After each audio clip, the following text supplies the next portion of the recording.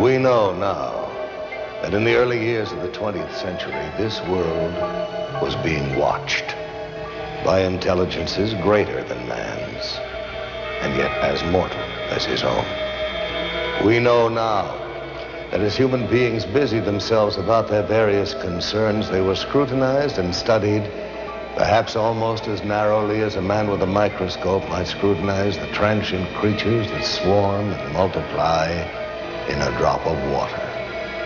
With infinite complacence, people went to and fro over the earth about their little affairs, serene in the assurance of their dominion over this small, spinning fragment of solar driftwood, which by chance or by design, man has inherited out of the dark mystery of time and space.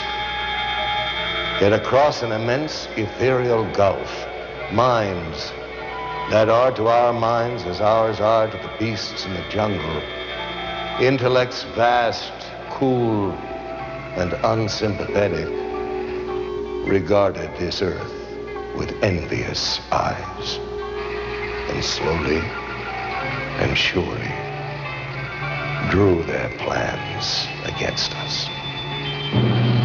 So began a science fiction bestseller published more than 75 years ago.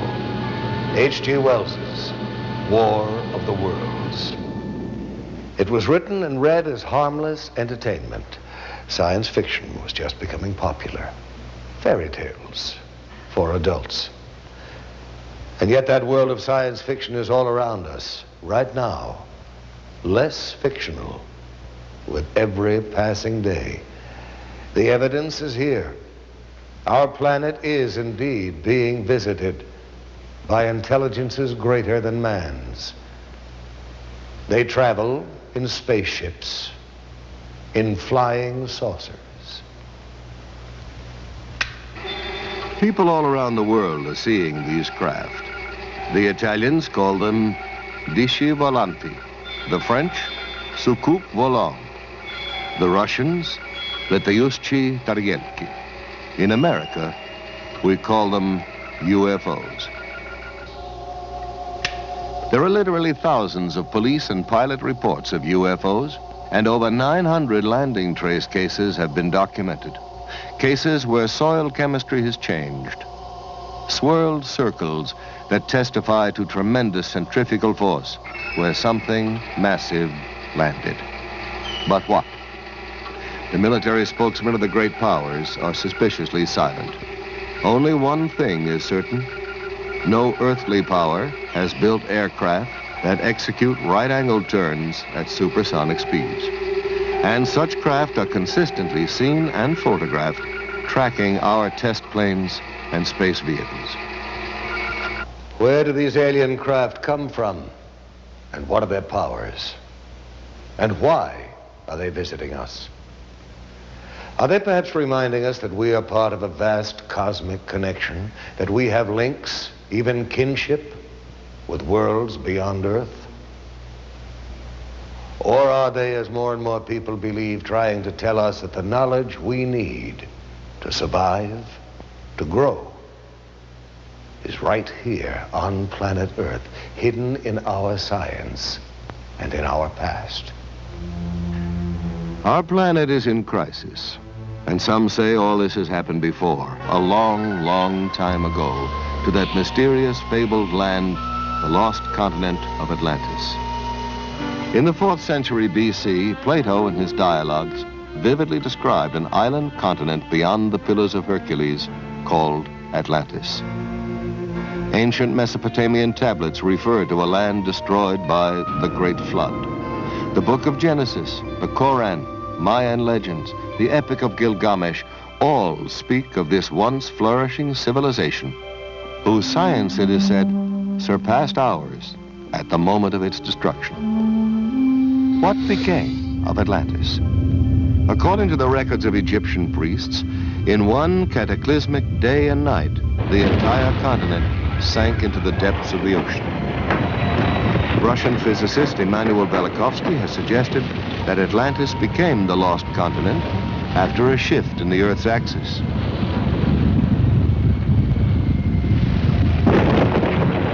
famous psychic Edgar Cayce believed that by misusing the powers of the mind and interrupting the evolution of the planet, Atlantis became the victim of its own perverted super science. And the people of Atlantis, what happened to them? Were they all destroyed? Or did some survive the Holocaust and migrate by sea and air to other lands? Did some Atlanteans retreat into the ocean and establish a magnificent undersea kingdom that still flourishes there today? Or did they, with their advanced technology, escape into outer space? And have they perhaps, since man first left records on cave walls, been returning in their spaceships to observe us as we build the new Atlantis? What evidence is there that man himself was not the sole architect of the Earth's great ancient structures? Did we indeed get a little help from our friends from space? The Great Pyramid of Giza is the height of a 40-story skyscraper. It's built with 2.25 million stone blocks, some weighing 24,000 pounds apiece. Blocks supposedly hauled hundreds of miles by slaves and beasts of burden. And what of the knowledge necessary for the construction of such a monument? We know now that the Great Pyramid was built facing true north in the exact center of the land map of the world. Not the known world of 2575 BC, but the entire world as we know it today. The only way its architects could have derived such calculations would have been to survey the Earth from high in the air, make a global map, project it flat, then draw meridians through the precise center of the map's land surface. Either that or the information was provided for them by someone else, someone capable of aerial reconnaissance. Some of the pyramids in Spanish America, land of the ancient Mayan, Aztec, and Toltec civilizations, predate even those of Egypt. Tiwanaku, the oldest city in South America, is said to have been constructed by a race of giants whose homeland was destroyed by a great flood.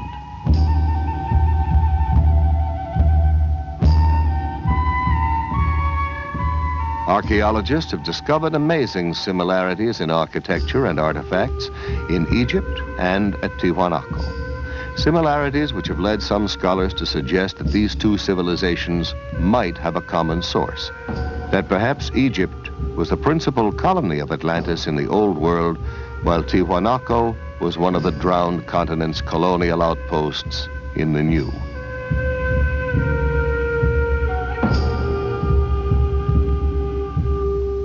The sacred books and folklore of widely separated lands all tell of days when gods visited this planet wrapped in clouds or conveyed by fiery chariots. Are the gigantic statues on Easter Island faithful representations of ancient astronauts or Atlantean giants? And what of Stonehenge, Neolithic computer of the Druids? The parallel is not far-fetched, for it would take an IBM computer to decipher the functions of this calendar monument, to predict coming eclipses from the complex alignment of the massive stone slabs, each marking a position of the sun and the moon. And more astonishing, the inner measurements of Stonehenge in England and the dimensions of the Great Pyramid in Egypt both indicate the precise number of days in a solar year, which seems to suggest that the architects of these distant structures had access to the same information, perhaps even worked from a master set of blueprints. The question is, why?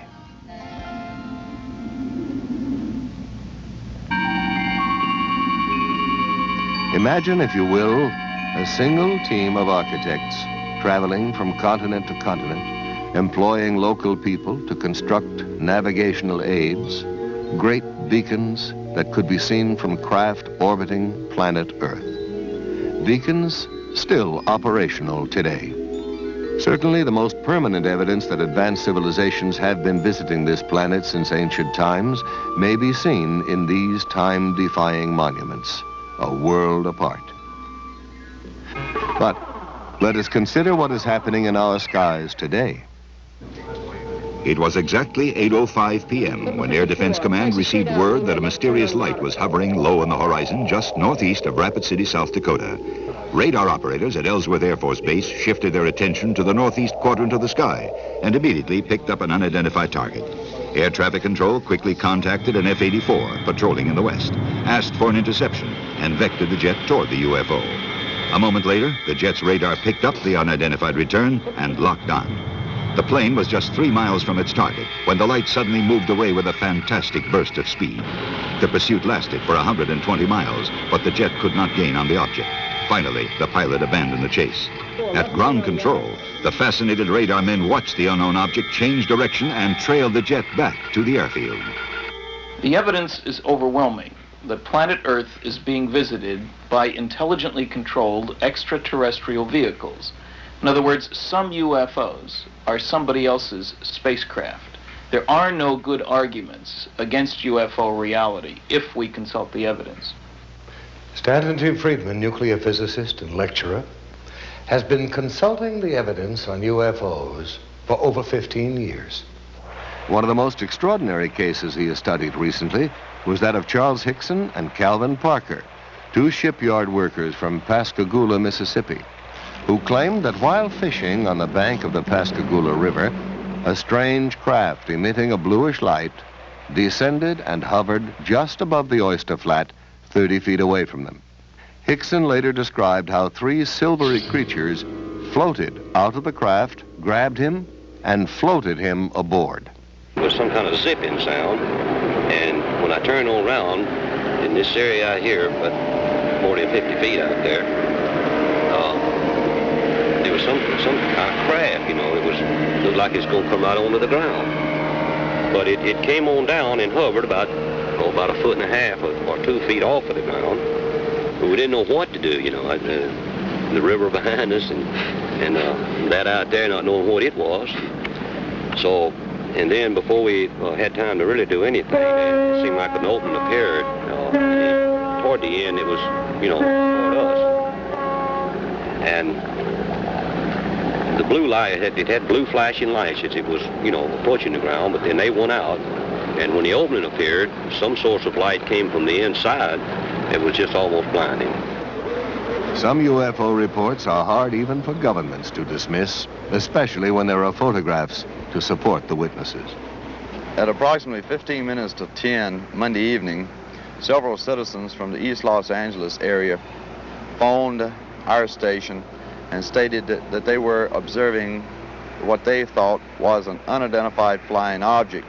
After receiving several of these phone calls, Officer Weinkoop and I were dispatched into the East Los Angeles area to investigate these possible sightings. We observed the object traveling in a southwesterly direction and gave pursuit of the object. While in pursuit, I was passenger officer and I was broadcasting a pursuit to my division watch commander, Sergeant Tigroin of Hollenbeck Division, LAPD. During the pursuit, I managed to take one photograph. This photograph negative was booked into police property using this report and this divisional record number. The spacecraft was oval shaped on top and underneath, like a large pancake blown up in the middle. It did not have any dome like many of them have reported to have had. And it seemed to be about 200 feet in diameter and about 30 feet high. One of the best photographic sequences on record was taken of a UFO over Trindade Island off the coast of Brazil.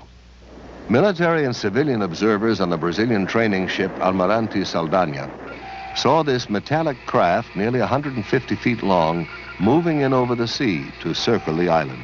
A professional photographer aboard the ship grabbed his camera and took these photographs, which were officially released to the world by Juscelino Kubitschek, then president of Brazil, as authentic UFO pictures. Evidence of UFO activity over water mounts steadily. Jacques Cousteau has reportedly investigated UFO sightings over South America's Lake Titicaca. Thor Heyerdahl saw strange glowing masses underwater during his famous Kon-Tiki voyage.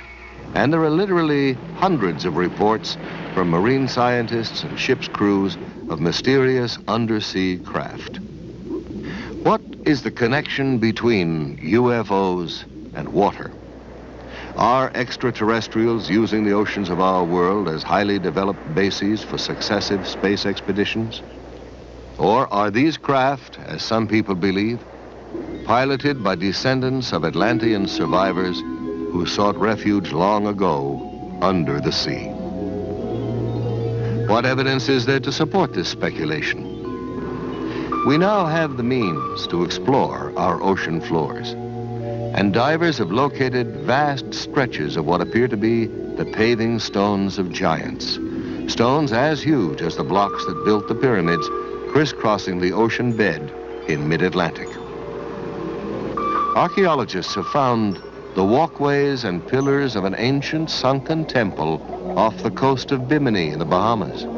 Are these undersea structures traces of one of the cities of Atlantis? Consider the mysterious triangle-shaped area in the Caribbean Sea that extends from the edge of the Gulf Stream, about 150 miles east of Fort Lauderdale, Florida, to 40 degrees west latitude in the mid-Atlantic. Known in olden times as the Sargasso Sea, this area is a graveyard of the unexplained. It's a place where strange things happen to compasses. Strange things happen to time. Down through the centuries, this watery graveyard has claimed Spanish galleons, windjammers, steamships, supertankers, pleasure yachts, and aircraft. Almost all disappeared without trace, as if the tentacles of some mythical monster had reached out and seized them. This area is known today as the Bermuda Triangle, or Devil's Triangle. On December 5th, 1945, 5 TBM Avenger torpedo bombers under the command of Lieutenant Charles C. Taylor took off from Fort Lauderdale Naval Air Station on a routine navigational mission. Surface winds of 20 knots, skies clear, visibility unlimited. Suddenly, just 15 minutes before the flight was due to land, Fort Lauderdale Tower picked up Lieutenant Taylor's frantic voice. The time, 4 p.m. Calling the tower. This is an emergency. We seem to be off course. We cannot see land. Repeat, we cannot see land. What is your position? We're not sure of our position. We can't be sure just where we are. We seem to be lost. Assume bearing due west. Well, we don't know which way is west. Everything is wrong. We can't be sure of any direction. Looks like we're entering white water now. I tell you, we're completely lost. Then, at 4:25 p.m.,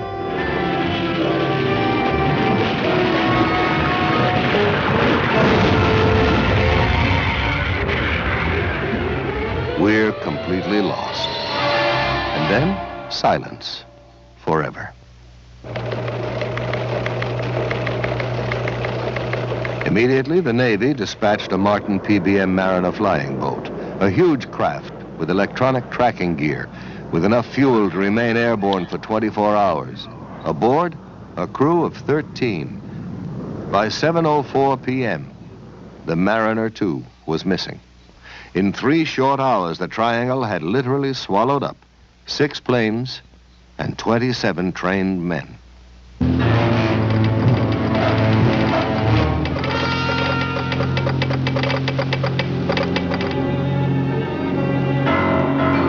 By dawn the following day, the greatest air-sea rescue search ever launched was underway. 242 aircraft and 18 ships scoured the area known as the Devil's Triangle, but not a trace was found. Not an oil slick, not a piece of wreckage, not a life raft. Nothing.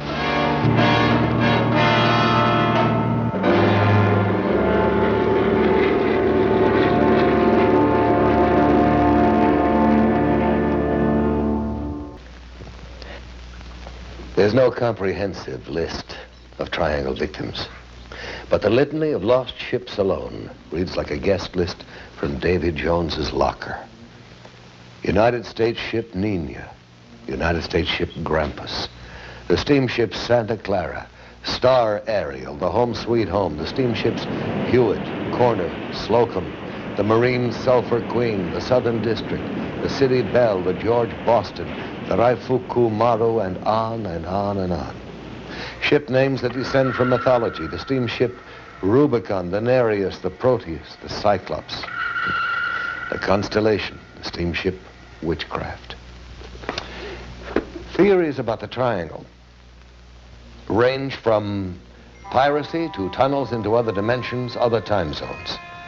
Physicists have suggested that the lost ships and planes may have been victims of a magnetic phenomenon that disrupts radio communications, causes flight instruments to malfunction, but there is no conclusive explanation. The ominous question remains. Is this area controlled by some unknown intelligence? We are currently spending millions of dollars exploring the ocean's bed. Project Boho drilled 600-foot shafts beneath 12,000 feet of water in an attempt to decode the mysteries of the Earth's crust. And along with archaeologists and oceanographers, parapsychologists are joining in the search to locate evidence of the legendary lost continent of Atlantis.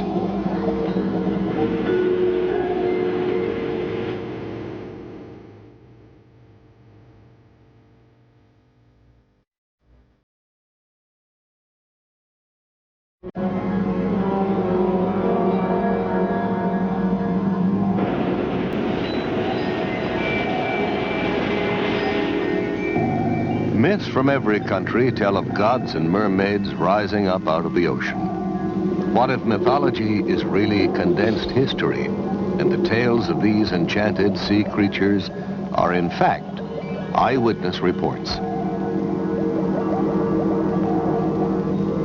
What if the whale that snatched Jonah from the raging sea was actually an underwater craft?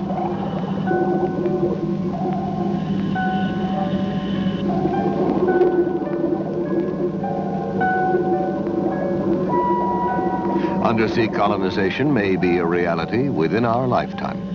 Oceanographic institutes like Woods Hole and Scripps are collaborating with the government in undersea lab experiments to prove that man can live comfortably in an aquatic environment for extended periods of time. In order to survive under the sea and in deep space, man is developing new tools, mind tools, telepathy, clairvoyance, psychokinesis. The young Israeli psychic Uri Geller, who's puzzled scientists with his ability to bend metal with his mind and to dematerialize objects, claims that the power to do this is channeled through him from an extraterrestrial intelligence. Well, if Geller is right, we all have a lot of new thinking to do. Meanwhile, the governments of both Russia and America are quietly sponsoring psychic research. Both countries have seriously considered using telepathy, the direct transference of thought from one mind to another, as a means of communicating with submarines and spaceships. Another country where ESP research is being carried out with the utmost objectivity is Czechoslovakia.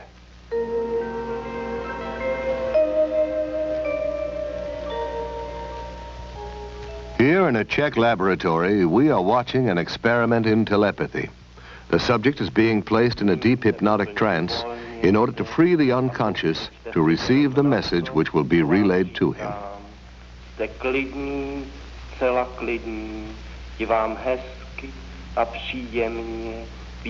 First, the subject is placed in a deep hypnotic trance.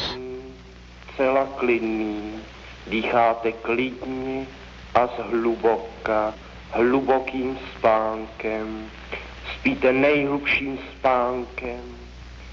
In this experiment, it is essential that there be no outside interference, that the subject's mind be clear to receive the mental message that will be flashed to him.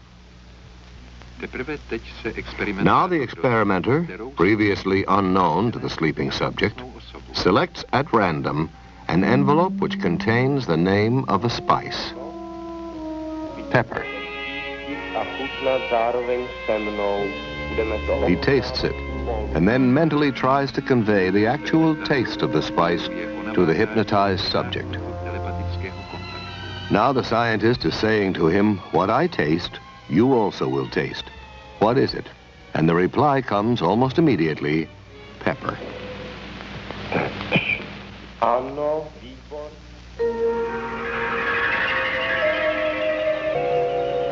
Psychokinesis, the ability to move physical objects with the force of the mind, is also a subject of intense interest to science and to the military. Here in Leningrad, under strictest test conditions, talented, sensitive Nina Kulagina makes the magnetic needle of a compass rotate by sheer mind energy. Kind of looks like a fat lady at a dining room table. I don't know.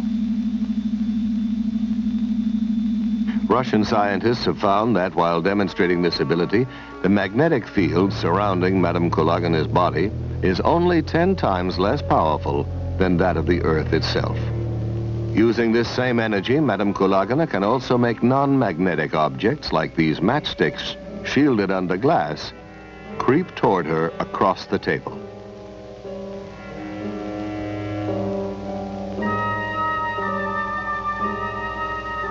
Uh-oh. In the Philippines, psychic surgeons are reportedly performing major operations on patients without using any surgical instruments and with no form of anesthesia or bleeding control. Yet the surgery appears to be painless and paranormal healing takes place almost immediately. The most publicized of the surgeons, Tony Agpoa, is removing a pituitary tumor from the forehead of a California businessman, Donald Westerbeck, who flew to the Philippines after doctors had warned him of the risks involved in traditional surgery. Here in Westerbeck's own voice is his description of the result of his operation. When I came to the Philippines, I was very dubious about this entire process, but I felt that it would be a shame to have the operation first and find there was any truth to the Philippine phenomenon.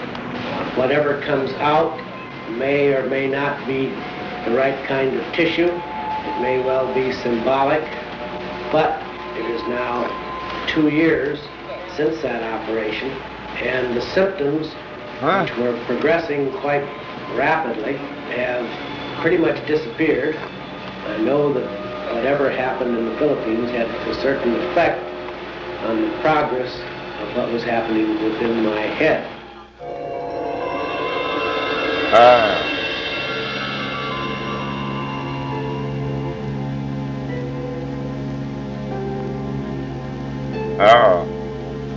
You're here for psychic healing.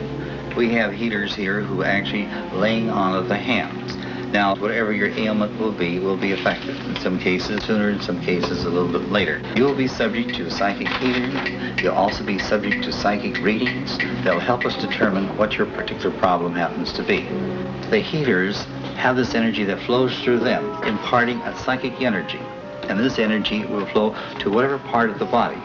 I think that most people that really get into healing professions feel like they have some kind of healing ability. They may not know what it is, but I think they get into healing because they're kind of led into it. I mean, physicians, nurses, even chiropractors and others. Have you been doing any heat treatment or infrared or? Nothing. This observer is a licensed physician, an MD, one of the first to inquire into this unusual method of healing to see what it has to offer to his profession. Oh, absolutely. Absolutely. No, there's no known physical cause for rheumatoid arthritis, and not really for the other kind, osteoarthritis either. Our usual procedure is to take psychic readings. This is a group of gifted sensitives who possess the extraordinary ability to diagnose a patient's illness by a method known as body scanning. They record their estimate of the possible illness by picking up vibrations directly from the sick person or by holding something belonging to her. Sometimes there is an actual transference of pain from the sick person to the diagnostician.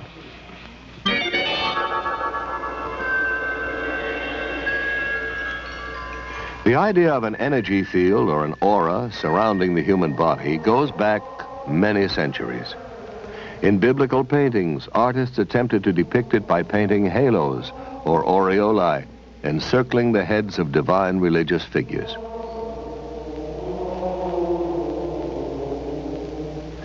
Rather more recently, this NASA picture shows Apollo 12 astronaut Pete Conrad on the moon with a bluish glow around him.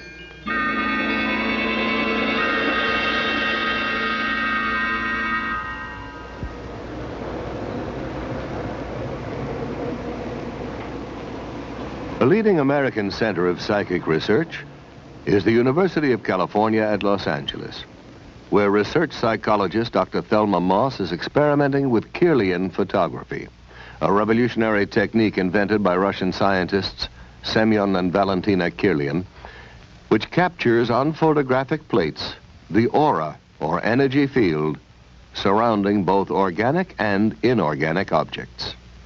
Dr. Moss, could you tell us about your research here at UCLA? We've conducted about almost every area of research in parapsychology. That includes telepathy, thoughts going from mind to mind, moving objects at a distance. Primarily now, we're extremely interested in energy fields around the body. But probably the most fascinating work that we're doing right now has to do with a photographic technique that was first discovered in the Soviet Union called Kirlian photography, or more simply, electrical photography. And we've been able to get some pretty fascinating stuff on moving picture film using this technique, and I'd like to show it for you now, if I may. Okay, I'm going to turn on the film projector here, and we'll be taking a look at some of our work in motion pictures.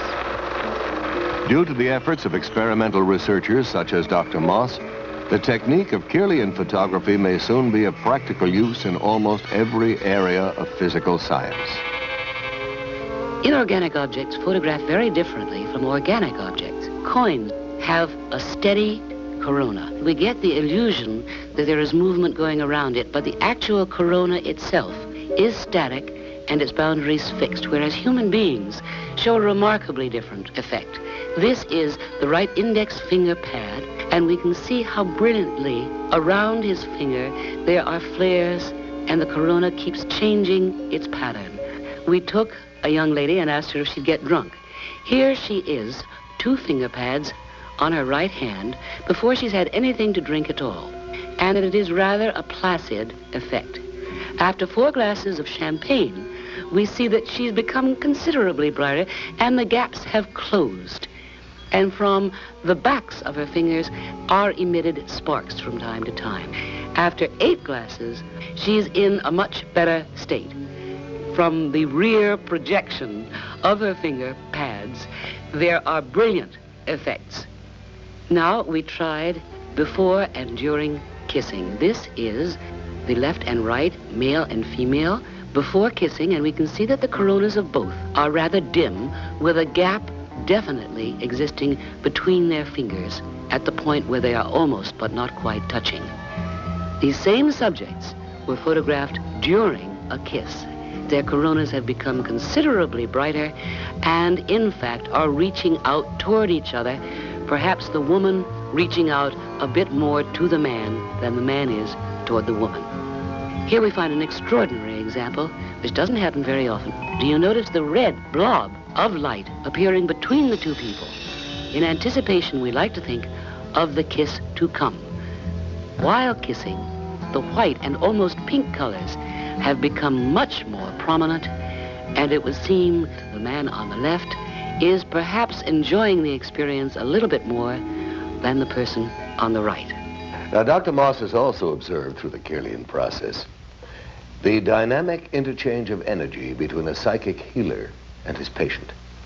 Apparently, after a healing treatment, there's a sizable increase in the widths of the coronae surrounding the fingertips of the patient and a corresponding decrease in the healer's corona. Another fascinating aspect of Kirlian photography is known as the phantom leaf phenomenon. People who've had a limb amputated often say that they can still feel it, even complain of absent fingers or toes that itch. Now this, according to scientists, can be explained by the persistence of old sensory patterns in the brain. But for years, psychics have claimed that they can actually see phantom limbs still attached to the body. And now the Kirlian technique supports their claim. In Dr. Moss's laboratory, first they photographed an intact leaf, then cut away part of the leaf and photographed it again. For a short time, a phantom counterpart of pure energy remained where the leaf had been cut. making up a complete, sparkling outline of the whole leaf. One of the most dramatic things in Curlian photography is the phantom leaf effect. Here is a leaf on the left side. It has been cut. We turn on the Curlian equipment by placing an electrode, and here we see no phantom. Where the leaf has been cut, there is a kind of gap. However, by lifting up the electrode and replacing it very vividly, you can see the brilliance of the phantom effect. Extending beyond the boundary of the cut leaf, we can see flares coming out from various parts of the leaf and from its cut end. We cannot explain the effect. We simply know that it exists and that we can take it. About 30% of the time, we obtain this phantom effect. Dr. Moss, have you investigated any other types of psychic phenomena? Oh, I'm called on frequently. Psychotherapists sometimes bring their patients in because they've got some problems. One of the strangest areas of all is when we are called, I would say we get 100 calls a year, to find out about haunted houses. People think their houses are haunted. And we did one extraordinary investigation with interesting results of a haunted house here in Los Angeles for the American Society for Psychical Research. Not far from UCLA is still another haunted house, inhabited by Mr. and Mrs. Robert Rice, their 5 children, and a ghost. Mr. Rice, when were you first aware that your house was haunted? It was the holiday season of Christmas in 1969. Did you see or hear something?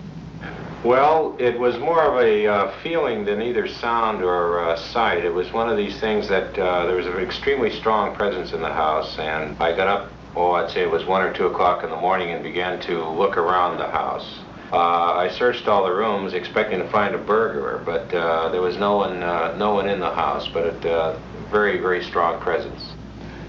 Soon after this, Mr. and Mrs. Rice called in a psychic to find out if their house was indeed haunted. They were told that the ghost was that of a young architect who had become very disturbed and hanged himself upstairs in the attic bedroom.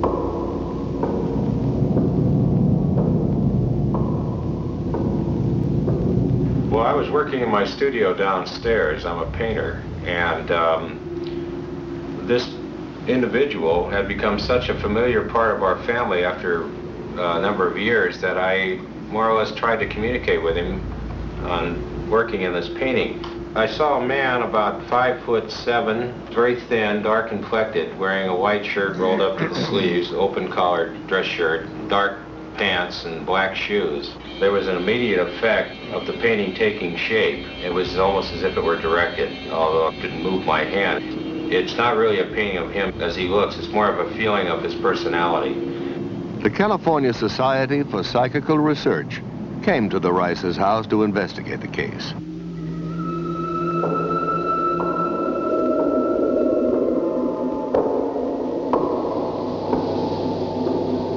And they went through the house and the different parts of the house. Wherever they were, that they felt something, they would record that. They felt very strong feelings of him upstairs where he was supposed to have hung himself. You got one hell of a cocksucker on him. But there were noises up and down the stairs. It sounded like someone walking up and down the stairs. What did I say? I just said she's got a nice cocksucker, that's her. They also saw him in the same light and described him in the same manner that we had seen him. Yeah. She could suck the chrome off her trailer heads. Yeah. Much of their conclusions concurred with what we had told them ourselves. In view of the 5 children, there are absolutely no problems whatsoever. They're very aware of what's happened. It really doesn't bother them. They're used to the idea. They've never been afraid of him, and it's never bothered his living here, and we've been here for 5 years. Actually, we've kind of enjoyed having him as a silent member of the family.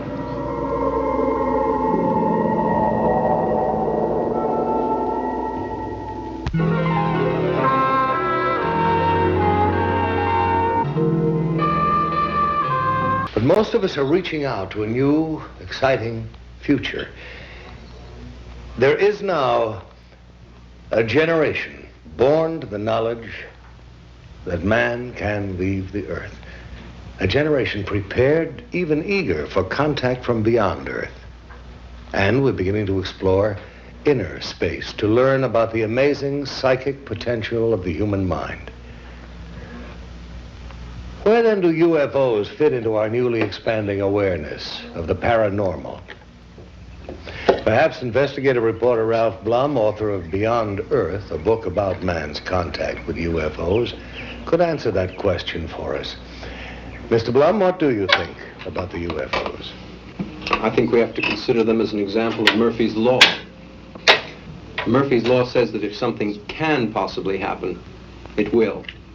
There doesn't seem to be much doubt that UFOs are happening, that they are real physical objects occupying both physical space and time. But the data also implies that UFOs may not actually fly here over vast, enormous distances, but simply materialize here, function as physical craft while in our atmosphere, and then dematerialize. I've interviewed Air Force pilots whose mission was to acquire UFO footage, men who've tracked and photographed UFOs and then just watched them vanish. Professor J.H. Bruning of the University of Mississippi has pointed out how closely a UFO experience resembles a psychic event. In both instances, something that, according to the rigid rules of science, shouldn't be there, appears and violates the known laws of space and time and gravity. Ghosts and UFOs seem to have a lot in common.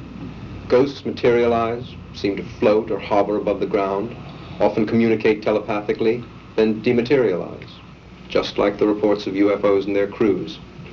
These and other fascinating phenomena such as time loss, teleportation, and spontaneous healing are all associated both with occult and UFO experiences. And I'm inclined to agree with astronomer Alan Hynek, who suggested that we may be dealing with an intelligence that knows more about the physical world than we do, more about the psychic world, and is using it all.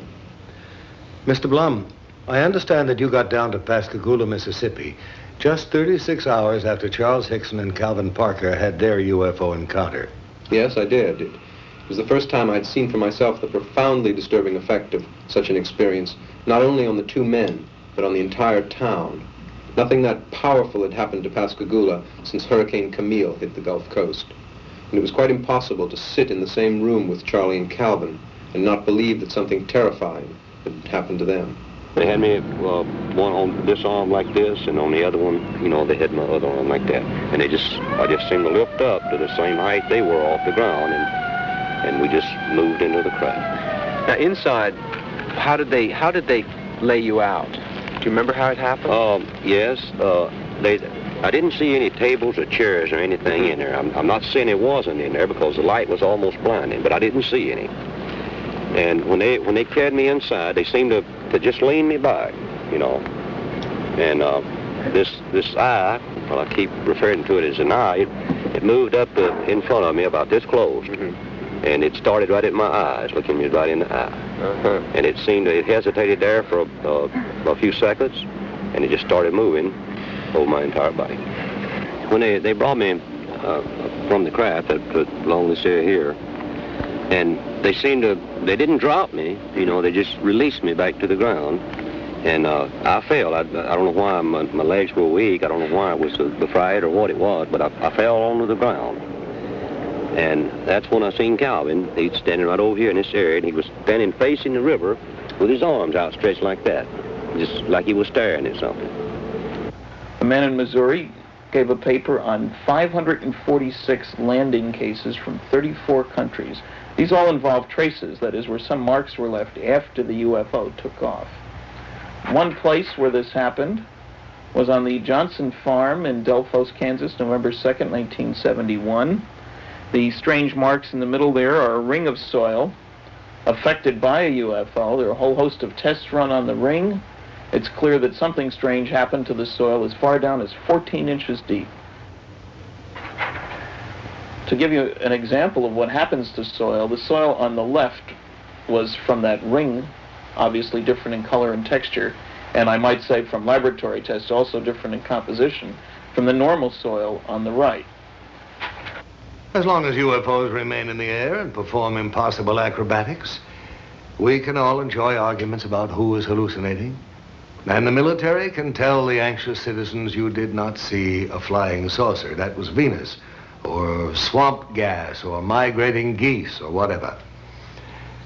But all that changes when a UFO lands and aliens disembark. One of the most amazing and agonizing of such experiences involved a couple named Betty and Barney Hill. While driving through the White Mountains of New Hampshire in 1961, the Hills lost several hours on the road.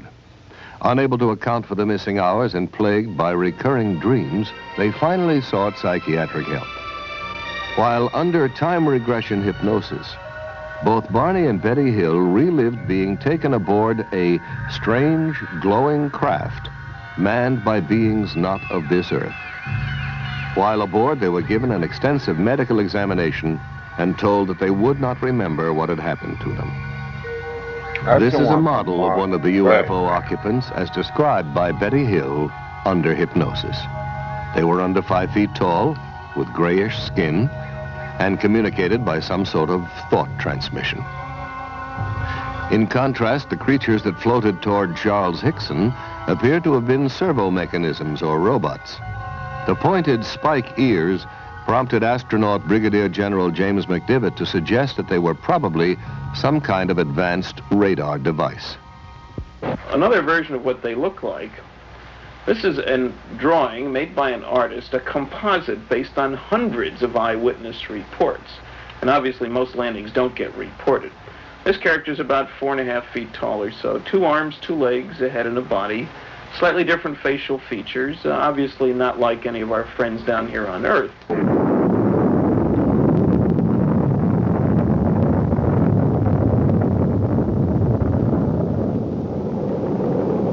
However, there are definite parallels in behavior.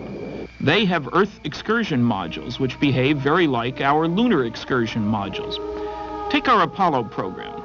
We have strange-looking flying craft carried on board a launch vehicle. They hover out in the boondocks on the moon, land, a couple of humanoid-looking creatures climb out, wander around, pick up rock samples, play games, then re-enter their craft, lift off, disturbing the soil behind them, rendezvous with the mothership, and zip off toward another planetary body. The same sequence, in fact, that have been observed here by UFO witnesses. One of our pioneer astronauts was Brigadier General James McDivitt. In 1965, General McDivitt spent 4 days in outer space as command pilot of Gemini 4. General McDivitt, have you ever seen a UFO? Yes. During my flight on Gemini 4 in 1965, I saw an object in space fairly close to our spacecraft that I could not identify. It looked to me like maybe the upper stage of another rocket. I tried to take some pictures of it, but unfortunately the pictures did not come out properly. We never were able to identify what it was, and all of our ground radar tracking data indicated that there shouldn't have been another object anywhere near us at the time. General McDivitt, do you know anyone else who claims to have seen a UFO? Well, yes. As a matter of fact, I know all kinds of people who claim to have seen them. Some of them are very legitimate, and some of them I think are just having fun. I had an opportunity recently to meet a gentleman from Mississippi who claims to have actually been taken into a spacecraft. And quite frankly, I believe that that gentleman is telling what he considers to be the truth. He wasn't looking for publicity. He wasn't trying to be funny. He was trying to be very honest. He was very sincere. And quite frankly, I walked away from the whole conversation with him believing that what he said is true as far as he's concerned. Well, I kind of thought it was people at first, you know, off like that. But of course, when they appeared there in front of me, it was the most shock I've ever had in my life. They were shorter than me. I'd say about 5'2" or 3", and they didn't have a neck. The head, it seemed to come directly to their shoulders. And it had something that came out to a point about where a nose would be, and on each side, the ears. And I believe that they looked like they were a little longer on the ears than the nose.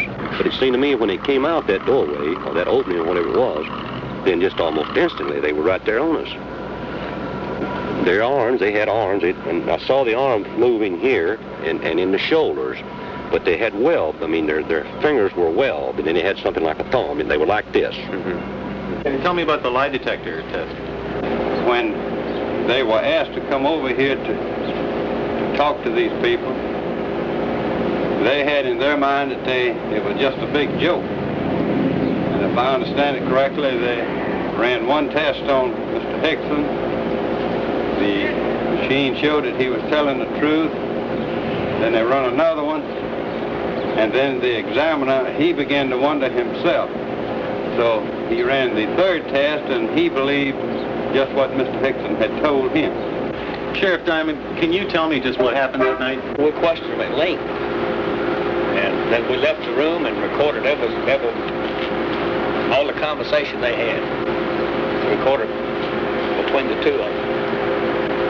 And one of them kept wanting to pray. And he said, after all I went through on this earth, I said, why should I have to see something like this? Calvin Parker, I was questioning him, and at one time he wanted to climb the wall. That's how nervous and how shook up he was.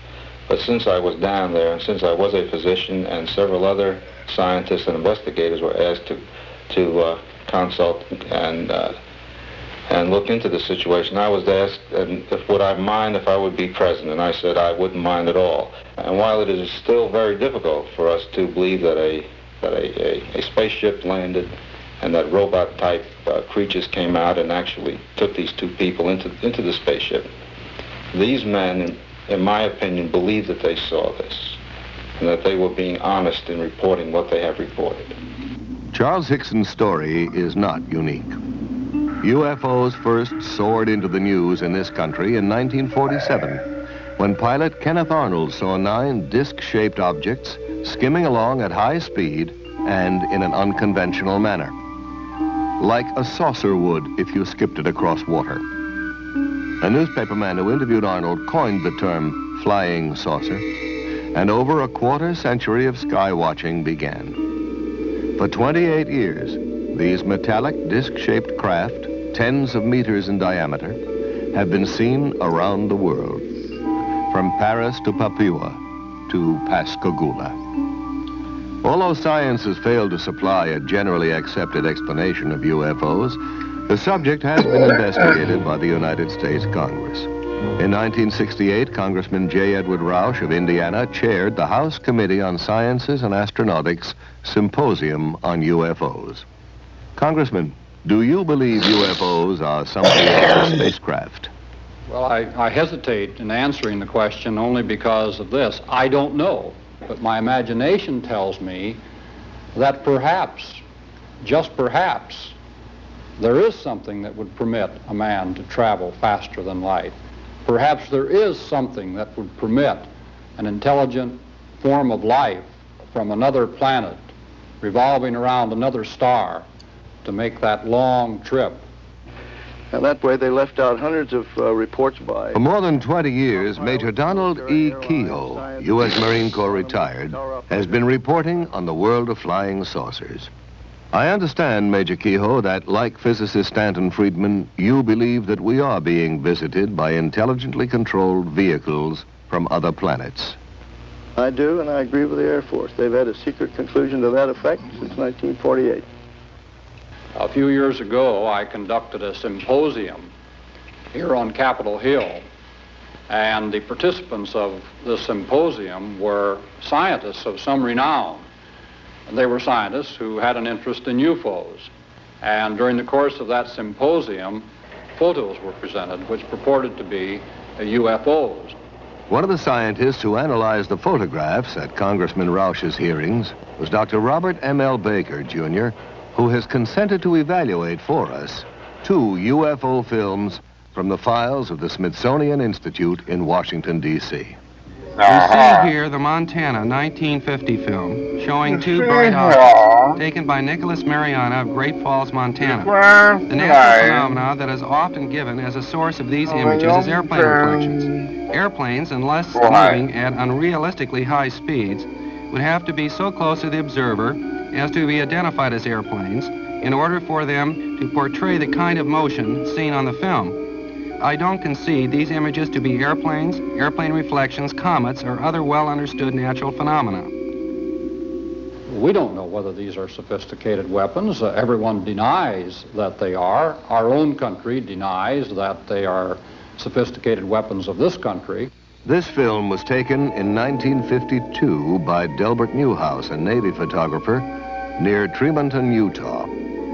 He estimated that there were approximately a dozen metallic objects shaped like two saucers, one inverted on top of the other.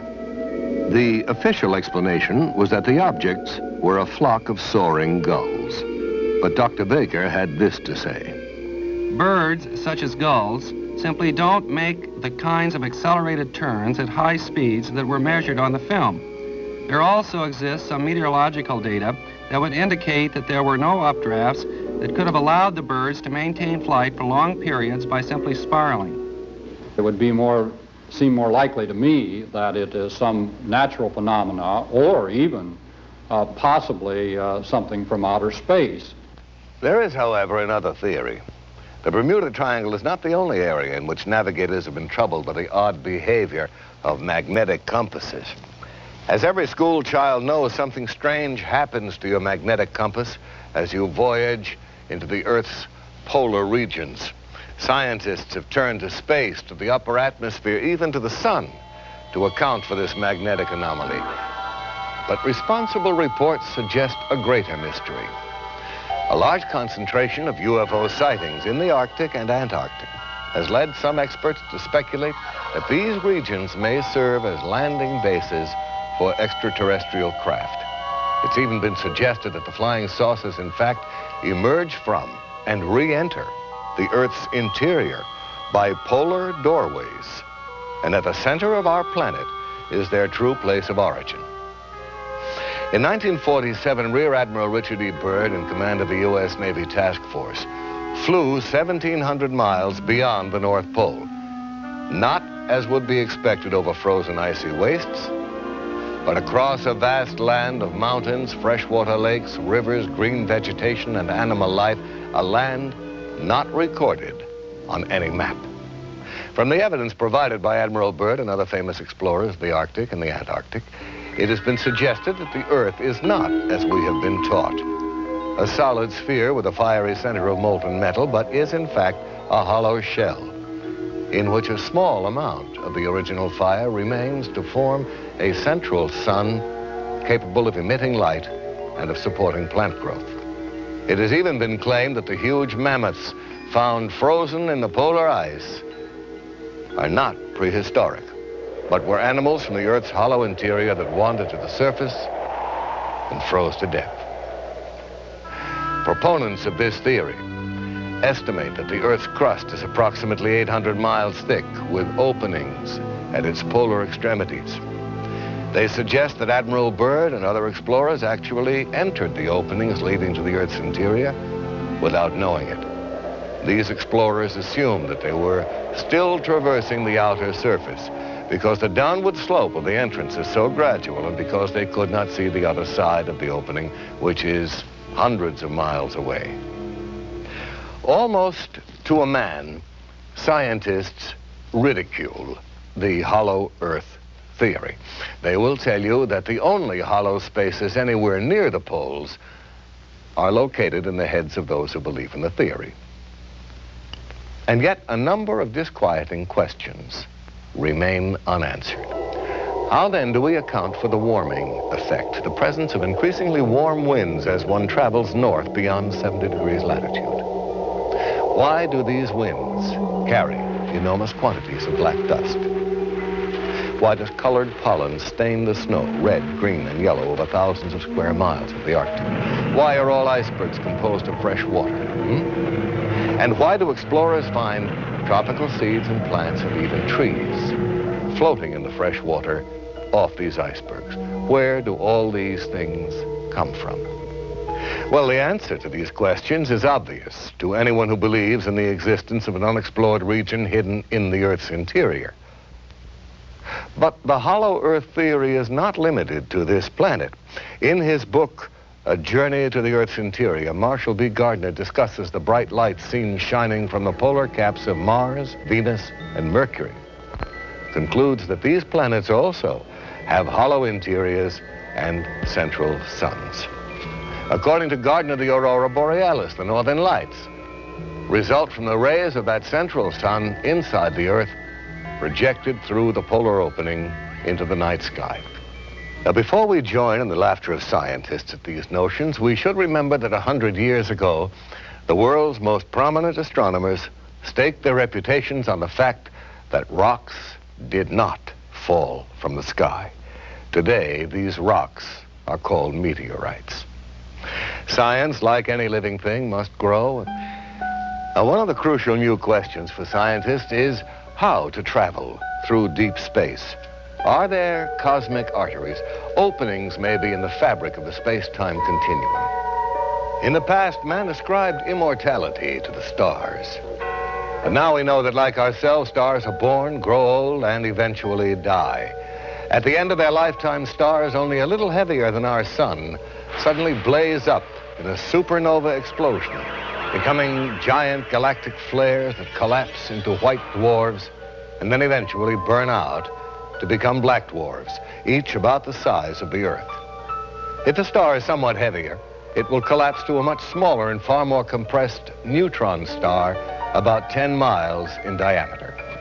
But what happens to stars at least 3 times the size of our sun? Those which do not reach a quiet old age as a neutron or dwarf star. Scientists believe that the collapse of these enormous stars is so powerful that once it begins, nothing can ever stop it. They continue to shrink until the gravitational field surrounding them is so strong it becomes completely closed off from the rest of space. Nothing that enters this region can ever escape, not even light. And so these stars become invisible black holes in the fabric of space. Stars that have blinked out and died, yet are still there, exercising a devastating effect on every particle of matter that enters their gravitational fields. Where gravity is so intense, it warps space, imprisons light, halts time. Astronomers are now speculating about the possibilities of huge rotating black holes in which the tremendous distortion of time and space is so extreme as to generate a passageway to another world. A future astronaut plunging down a rotating black hole could perhaps never return or communicate again with our world. But he might emerge in a different time, a different corner of the universe, or perhaps even a different universe. And it's not so unlikely that an advanced technological civilization could have overcome the hazards of black hole travel, harnessed their power to voyage through time as well as through space. In his stunning book, The Cosmic Connection, astronomer Carl Sagan imagines for us a federation of societies in the galaxy that have established a black hole rapid transit system in which a vehicle is rapidly routed through an interlaced network of black holes to that black hole nearest to its destination. As even more dramatic evidence of interplanetary penetration, we can look to Siberia just after the turn of the century. An unidentified space object hurtled toward Earth at over 30,000 miles an hour. Trailing streams of fire, it broke into our atmosphere, and then came the explosion.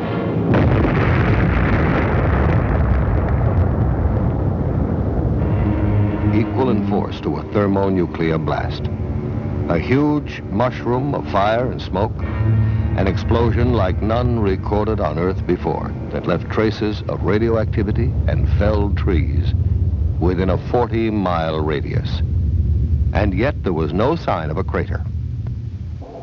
On January 7, 1948, officials at Godman Air Force Base near Fort Knox, Kentucky, observed a strange object passing over them at high speed.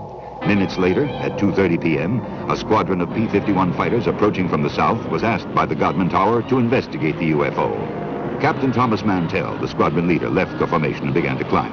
At 2:45, Mantell notified the tower he was at 15,000 feet. There's something in sight above and ahead of me. Some kind of a huge metal object, but it's not a plane. I'm going to 20,000 feet. At 3:15, Mantell radioed again. It's now directly ahead of me and moving at about my speed. I'm trying to close for a better look.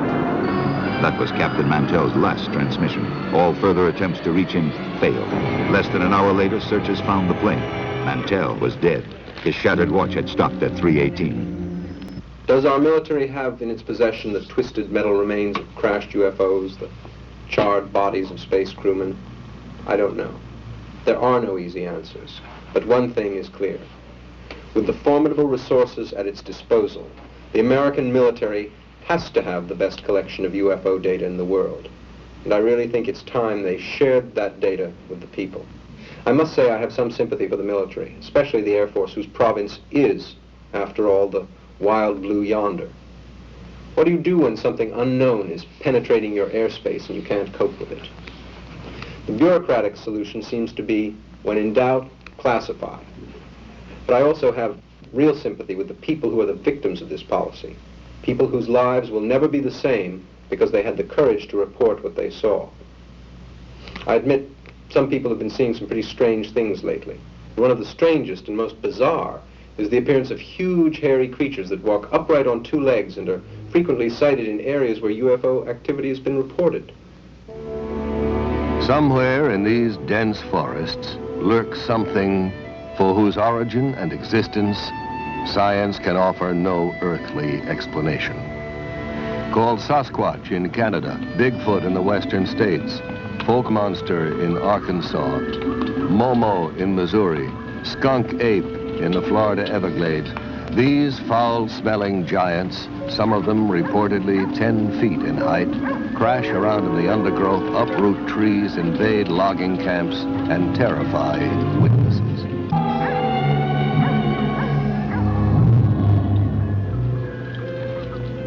What are these creatures? Where do they come from? How did they get here? Recently, an astonishing number of Bigfoot reports have coincided with UFO sightings and landings. Are the UFOs dropping these creatures here to see if they can live on our Earth? And why has no one found any bones or the remains of one of them? Do these giants, as psychic Peter Herkus claims, decompose into powder when they die? Or are they perhaps picked up again by the UFOs to be examined in alien laboratories?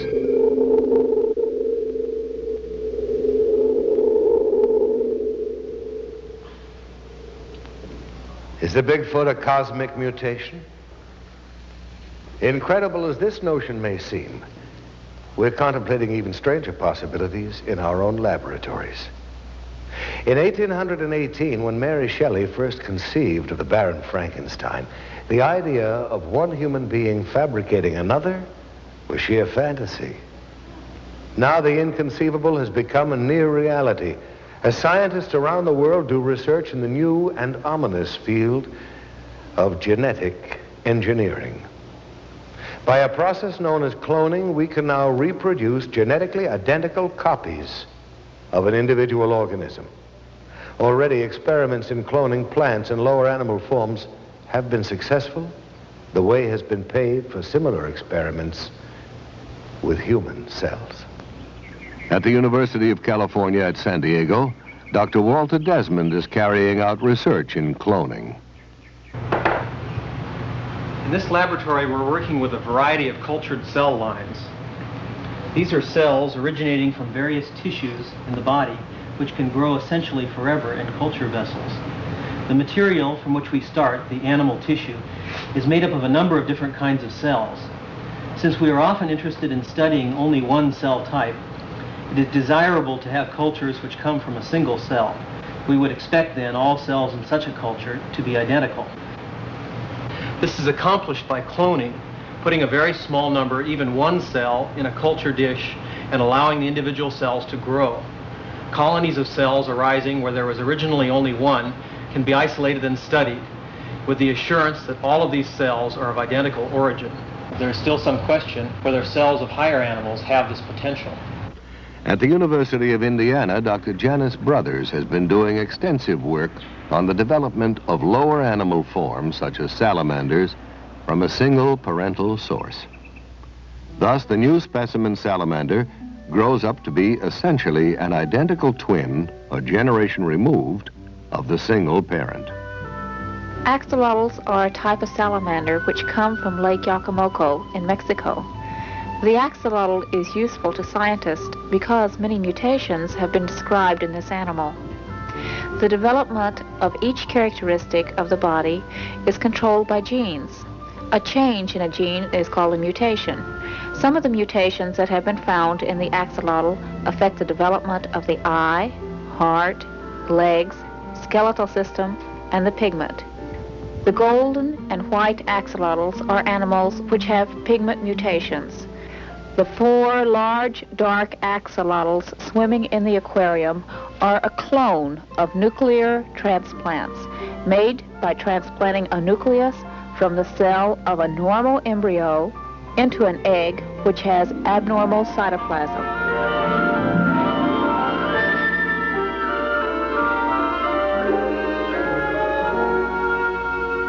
First, man thought that only man possessed communication systems. Then we made friends with the dolphin. And now plants take their place among the communicating life forms of this planet. Since 1969, Marcel Vogel, a senior research chemist at IBM, has been actively engaged in the study of man-plant communication. Vogel believes not only that plants respond to our thoughts, but that they are supersensitive instruments for measuring our emotions. Working with green, broad-leaved houseplants like this philodendron, Vogel wraps a copper wire around the plant and attaches a small stainless steel electrode to the plant leaf. The wire is then hooked up to an amplifier and polygraph recorder, and he is ready to establish a stable baseline, a sort of plant heartbeat on the graph. One of the earliest experiments that we did was the threat of attacking. With the help of his assistant, Chuck Magnosa, Vogel will now attempt to project thoughts of attack and then monitor the plant's response. So what I'd like to have you do, Chuck, is to build a strong thought form of an attack. Chuck, think a strong thought of attack and then commit the act on the plant. Any shift of the needle on the graph is regarded by Vogel as a response from the plant. When the needle jumps wildly, it is the electrical equivalent of a human scream.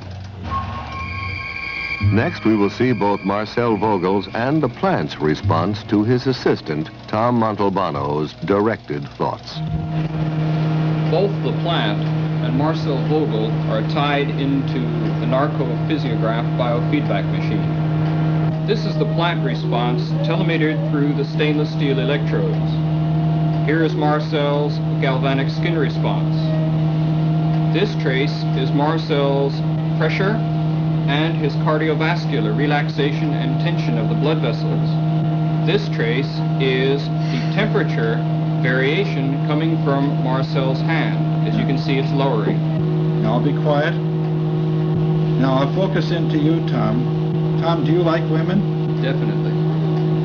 Now it's responding to you. And this time I'll focus onto your liking of women. Now here you have my response to your thought, but nothing with the plant yet. Now we're getting an emotion, a response, you see, right here. I had a thought of doing some healing work. Good. Now repeat that operation, that thought. There's the repeat.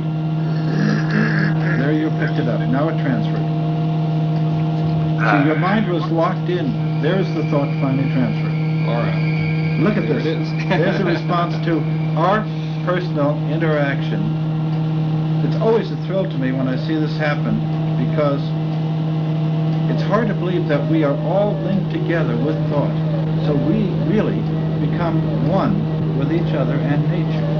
And that's why I love this type of work. Now here's my response to the thought of love. I said the word love, but look at the Marcel Vogel is pointing out how, with identical equipment, the plant's response is greater than his own. That it actually picks up more information and is therefore a finer instrument for measuring emotion than man himself.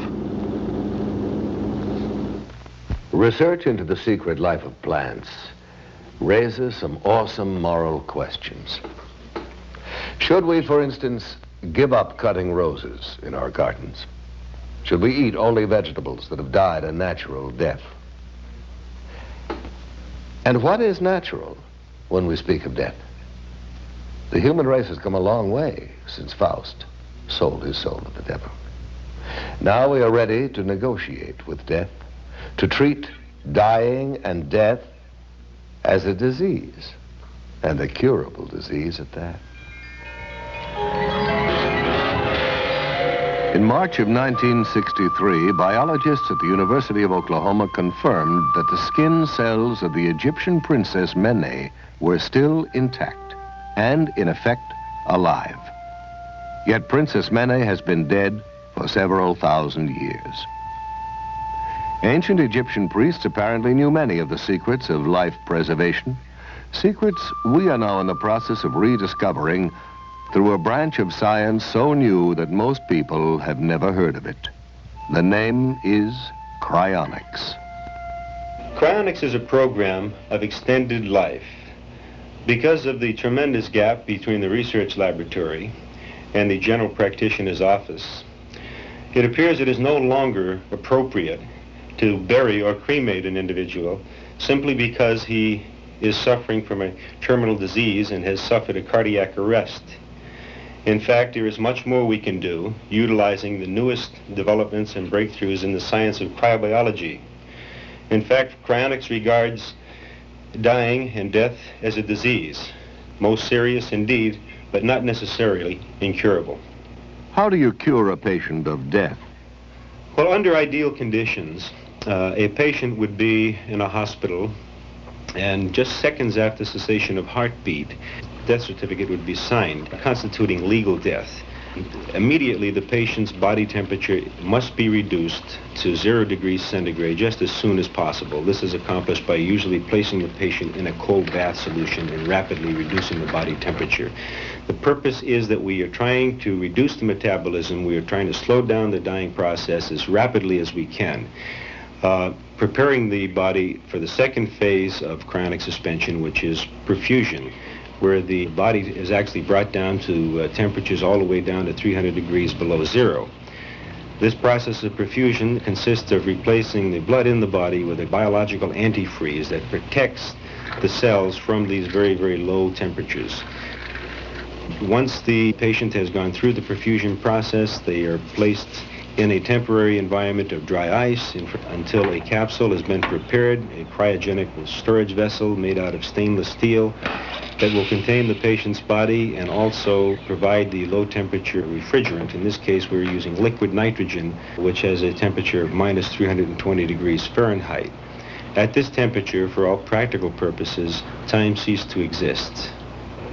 We are not in the business or interested at all in freezing dead bodies and trying to bring them back to life. In fact, what we are doing is we are slowing down by utilizing low temperature biology. We are slowing down and stopping the dying process just as soon as it legally becomes possible.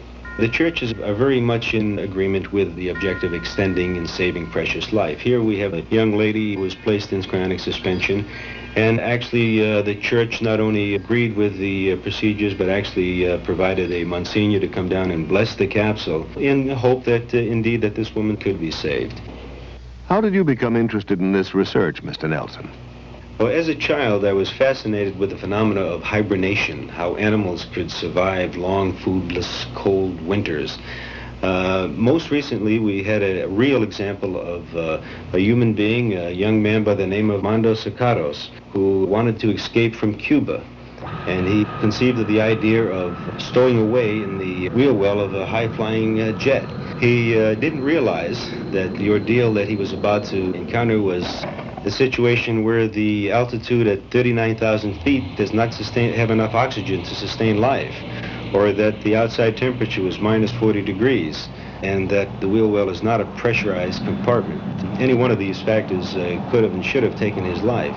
8 hours later, when the plane landed in Madrid, Spain, young Armando fell out onto the pavement, frozen, no heartbeat, and to the astonishment of everyone, about an hour later, they detected a faint heartbeat, and several days later, he was nearly recovered, and 56 days later, he left the hospital well.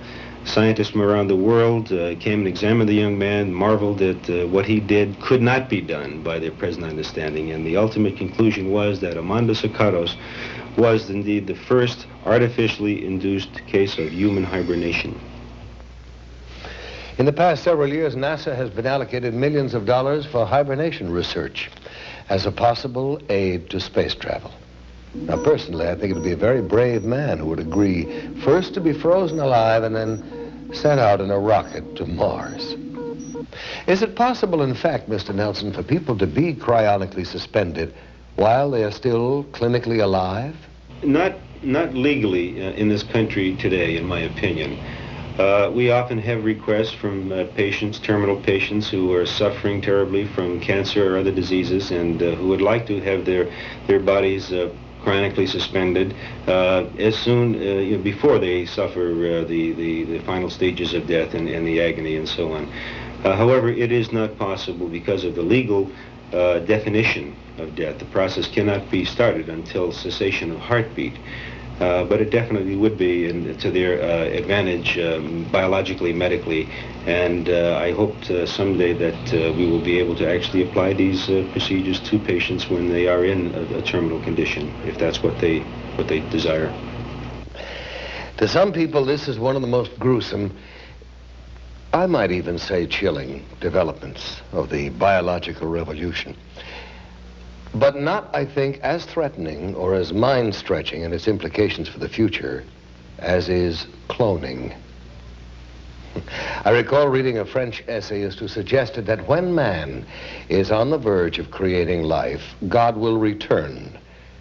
He will smile wryly and announce, "Closing time, gentlemen, please."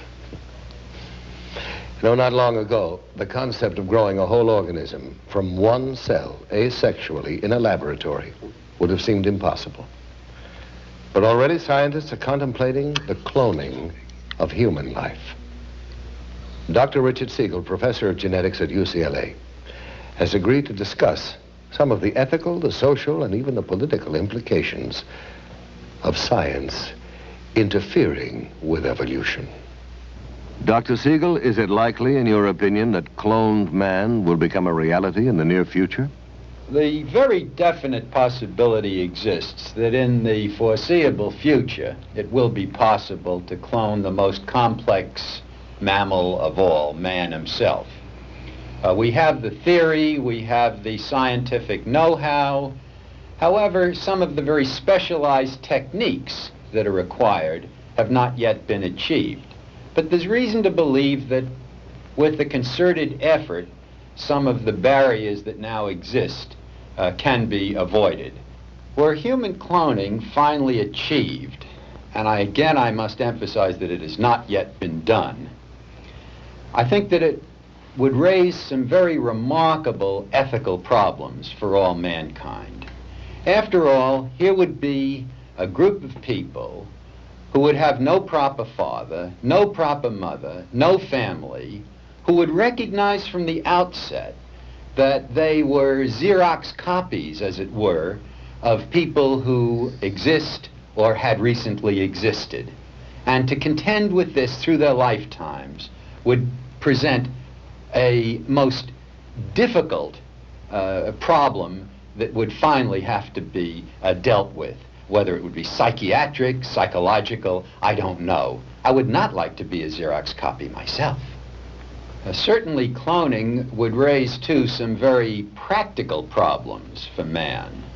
For example, one can think immediately a dictator who could clone for himself a superior fighting force, people that would be virtually invincible as an armed force, people who could be programmed so that they would have no mental blocks against fighting. They would have no question but to go out and kill or do the bidding of the dictator.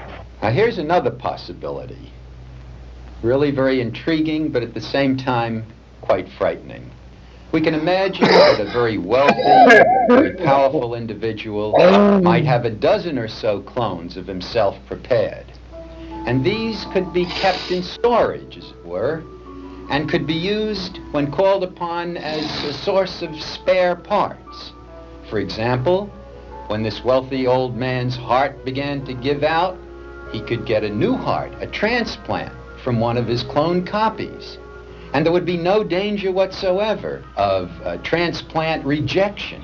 the heart would be destined to take and would function normally.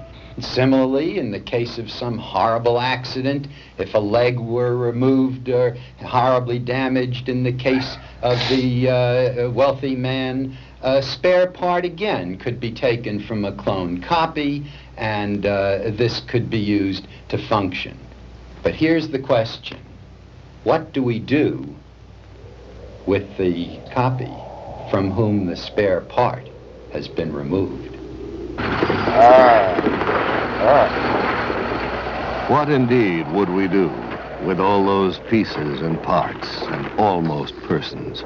What would we call the debris?